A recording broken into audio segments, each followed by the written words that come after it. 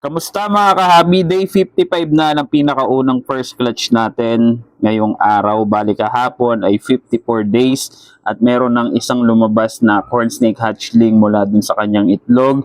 And nag-start mag-hatch tong clutch na to noong 53 days. So ngayon i-check ulit natin and wala akong ka-idea kung marami na bang lumabas o kung ilan na ba yung lumabas o kung ilan na ba yung nag-hatch dito sa clutch na to mula kahapon. Kaya tara, check natin ngayon. So nakaka-excite mga kahabi at ito talaga yung pinaka-exciting part sa pag-aalaga ng corn snake at pag-breed. Ayan o. Check natin.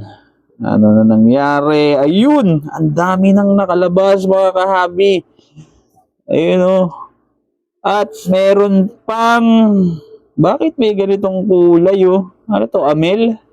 Bakit may albino? Grabe, ang dami na oh. Oh. Ilan na to? Sa dalawa? So dalawa yung nandito, yung nandito, ilan to? Parang apat. 1, 2, 3, 4. Tapos meron pa dun sa gilid. Ayun oh. Oh, yun ba yung nandito? Hindi. Tatlo pala to. 1, 2, 3. 4. Tapos itong nasa taas.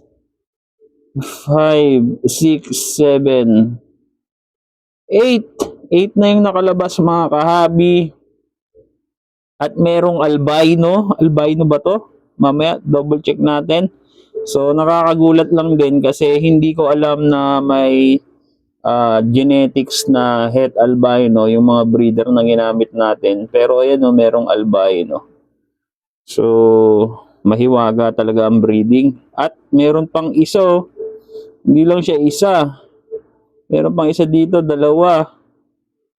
At ito pa, 3. At mukhang ito, 4.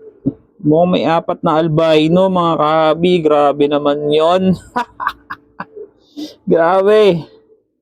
Hindi ko mapaliwanag yung nararamdaman kong saya sa nangyayari ngayon. Grabe. Ayan, kaya sinishare ko rin sa inyo yung ganitong moment. Bali bilangin pala natin kung ilan pa yung remaining eggs na hindi pa nabubuksan o hindi pa nalabas.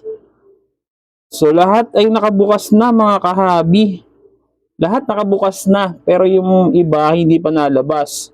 1, 2, 3, 4, 5, 6, 7, 8, 9, 10.